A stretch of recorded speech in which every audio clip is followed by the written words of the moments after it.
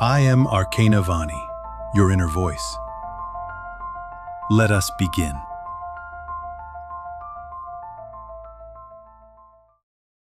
You got fired. The email came, the meeting ended, the login stopped working, and something in you collapsed. Maybe you smiled, said, "I understand." Maybe you cried in the car, or maybe you just sat in silence, watching your whole body go cold. Because this wasn't just a job, it was a shape you lived inside, a name you answered to, a mask you didn't even know you were wearing until they took it off. And now, there's a gap. Not just in income, but in identity. You don't know who to be without being needed, without being the one who. The calendar cleared, the structure gone. And in the quiet, shame starts to whisper, "What did I do wrong? Who am I now? What if I don't matter without it?" But pause. Before you try to fix, apply, rebuild, or reframe, look deeper. This isn't unemployment. This is initiation, a forced disidentification, a sacred void where the role dies so the self can rise. It hurts because it's working, because your soul doesn't want that mask back. It wants something truer to take its place. You are not a role. You are not what they kept or cut. You are the one still breathing in the wreckage. You're not breaking. You're standing at the start of something irreversible, and what's coming next has already begun inside you. You weren't just doing a job. You were performing a self.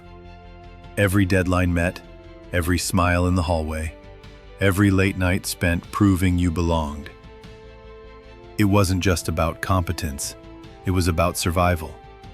The need to matter, to be seen, to earn your right to stay. And now, without the role, the performance collapses. And with it goes the illusion that being good, useful, productive would keep you safe. But safety isn't what's left. What's left is rawness. The feeling of being unmasked in a world that still believes titles equal worth. You wonder why it hurts this much, why you feel so hollow, why you keep reaching for structure, emails, meetings, even ones you hated. Because identity doesn't vanish quietly. It unravels like skin, peeling off who you thought you were, layer by layer. You were the capable one, the needed one, the reliable, high-functioning, "Don't worry, I've got it" one. That self got you far, but it cost you something too. Stillness, breath, truth, presence, the ability to feel worthy without earning it. And now the unraveling has begun, not as punishment, but as release. You can't rebuild yet, because the one who would rebuild no longer exists. But what rises next? That's the part you're about to meet. Now that the job is gone, who's left? Not the one who checked the boxes, not the one who got praised for output, for loyalty, for pushing through. Not the title, not the LinkedIn summary, not the resume bullet that proved you were real. Just you, sitting here, unpackaged, unproductive, undeniably still breathing. And that's when it happens. The mirror appears. It doesn't show your face. It shows the one you left behind, the self who was buried beneath performance, the one who asked for rest long before the burnout, the one who dreamed in colors before the calendar drained them, the one who never needed to be anything to deserve to exist. This presence doesn't care about your career arc. It doesn't care about what you built or how long it lasted. It cares about what you forgot. It cares about what you traded to stay respected. And now, with no more scripts to memorize, no more metrics to chase, It stands before you and asks, can you be without proving? Can you rest without guilt? Can you name your worth without their name attached? You want to run, back to job boards, back to structure, back to being needed, because stillness feels like uselessness. And you were taught that visibility equals value. But pause. This presence doesn't want your resume. It wants your honesty. It wants to know if you can stand here, empty-handed, and still believe you belong. Because what you're facing now is not unemployment, it's unmasking. And if you can stay in this mirror a little longer, without reaching for a costume, you'll start to see what was never lost. But don't look away now, because what's about to rise next is the part of you that doesn't perform for permission. And it's closer than you think. It doesn't come with lightning, no vision, no breakthrough, just a breath. For the first time in weeks, you inhale without a deadline chasing it. The morning doesn't begin in panic. There is no inbox begging you to prove your value before breakfast. There's just you, in the quiet. And something's different. The stillness isn't attacking anymore, it's holding you. The silence no longer feels like failure. It feels like space. This is the turn, not the leap, not the rebrand, not the plan to bounce back stronger.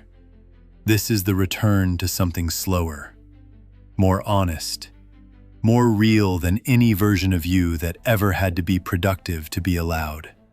You notice things, the way your breath sits lower in your body, the way your thoughts don't spiral quite so fast, the way you're not trying to be anyone and yet you feel closer to yourself than you have in years.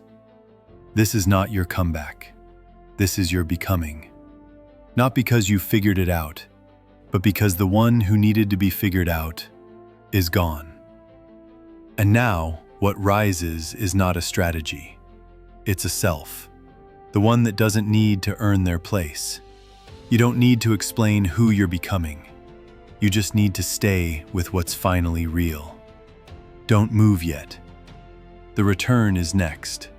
And this time, you're not going back. You're going forward as someone real.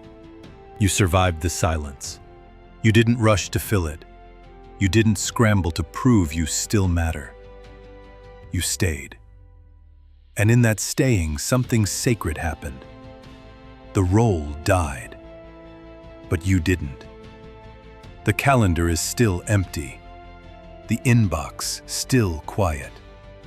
But your presence is louder now.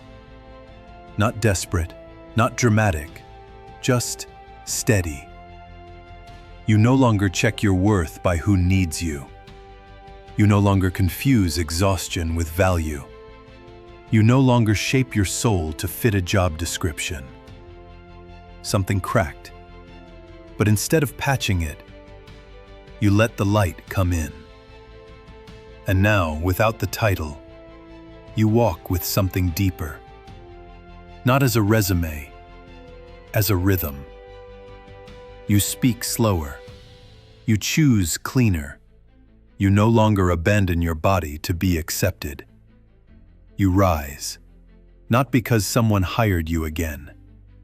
You rise because you no longer need to be consumed to be considered worthy. There is no applause here, just air, and a self that stayed whole when the scaffolding fell.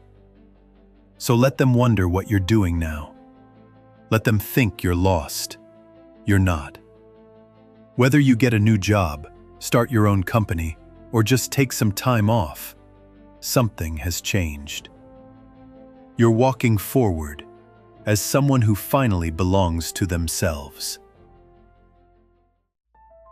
You did not find me by accident.